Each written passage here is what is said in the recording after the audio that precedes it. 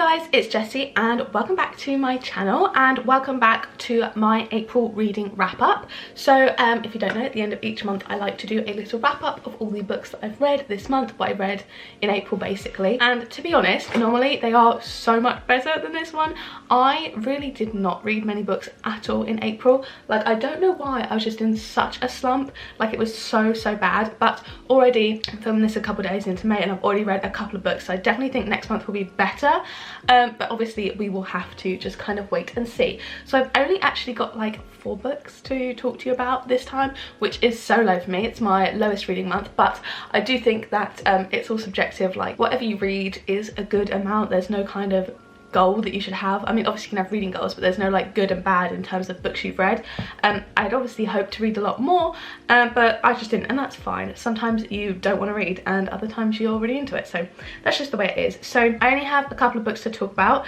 The first one I actually don't have with me, but that is Heartbones by Colleen Hoover. I read this one on my Kindle Unlimited app on my phone because I saw on her Instagram that she had like it for free for a couple of days, so I was like, perfect, I want to read that, so I'll download that. And then obviously I read it.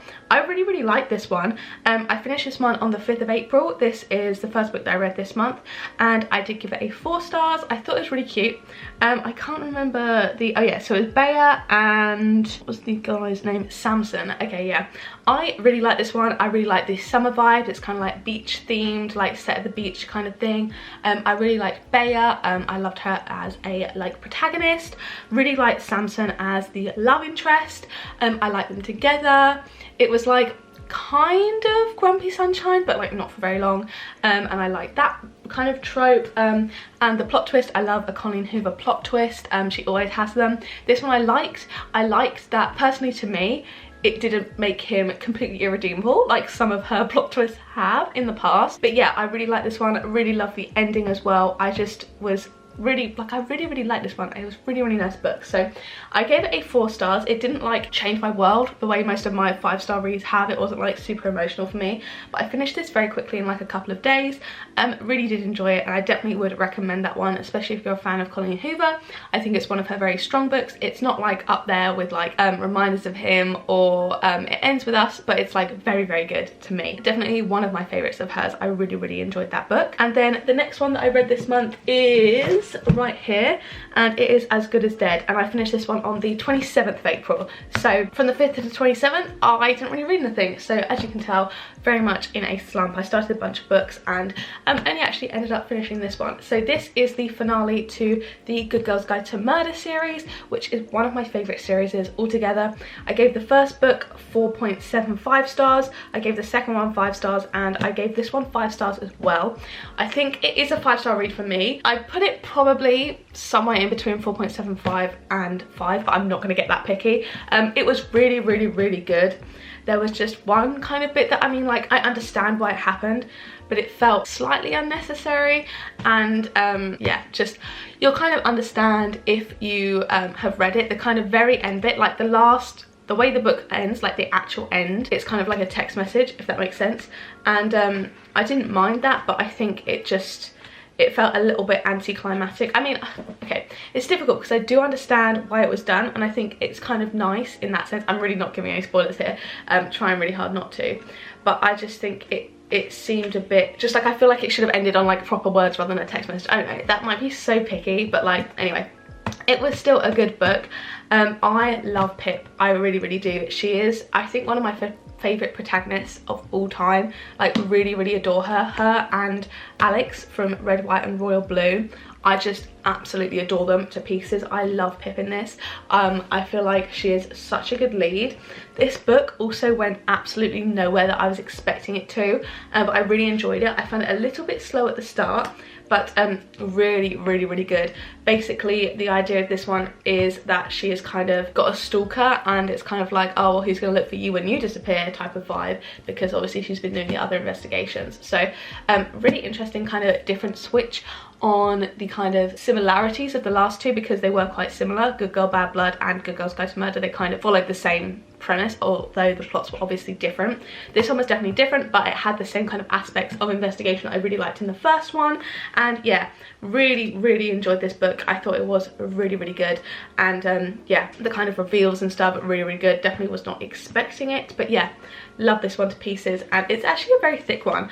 It's like, let me check the amount of pages. It's like 500 and something, I believe. 552 pages, so definitely a very long one, but love this. I read it all on the plane basically because I just went to Cyprus. I think I'd read up to about here before and literally devoured all of this in one go on the flight, so absolutely adored that one. And then the last books, kind of, I read this kind of in a binge, so it kind of went over the 30th of April to 1st of May and 2nd of May, but I'll include the first two in this one, and that is the Mindfuck series. So The Risk and Sidetracked are the first two books in this series, and I'm going to include it in this. I'm kind of talking about the series in general because, to be honest, all of the books really do blur into one for me. Like, they're not very distinct. They flow literally moments the one ended, the next one starts, and they're all around kind of like 150 pages long, so not very long.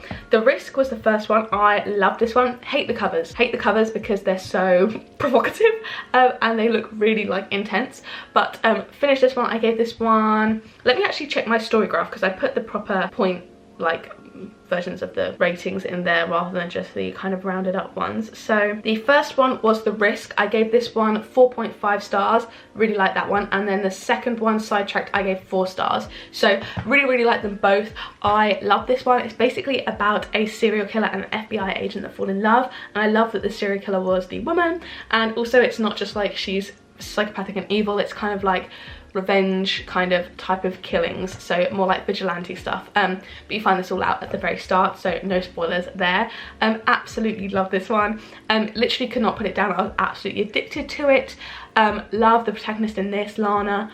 She is such a badass, literally love her. I mean, don't agree with murder, but like, I love her, what can I say. Really loved Jake in this as well, and obviously Logan. That was his name, let me just check. Yes, Logan. Really liked him as well. I really liked basically all of the characters in here were really lovable, I found. Obviously besides the obvious non-lovable ones, but yeah, would 100% recommend this one. It is dark, it's a dark romance. Obviously it's about serial killers and other like murder-esque not nice stuff, so yeah, definitely check trigger warnings if that's something that you feel like you will need to do. But if you like Criminal Minds, you will love this. If you love Criminal Minds and romance, which I do, you will absolutely love this book. And I absolutely devoured it, loved it, read it in like 2 days straight, all 5 of them.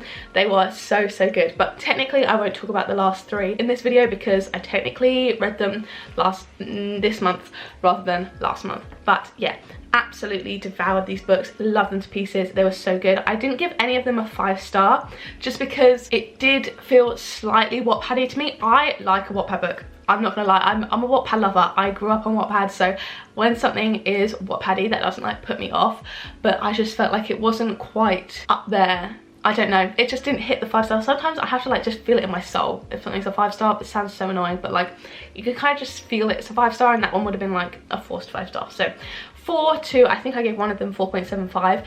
Really enjoyed this series, so definitely would recommend that as well. So yeah, those are the only books that I read this month. Really slow reading month for me this month, but definitely picking up next month. So I will be doing a separate TBR video for May. Obviously I'm traveling, so I won't be bringing many books, but going to be doing a lot of kind of reading on my Kindle Unlimited app, hopefully. So yeah, I really hope you guys did enjoy this video. I do just want to say thank you guys so much for all the love on my reading vlog 24-hour readathon video. That's got like 2,000 views now, and so we've got so many new subscribers. I mean, I've literally got like 120 after posting 3 videos, which I'm over the moon about. So thank you guys so much for all of the love recently.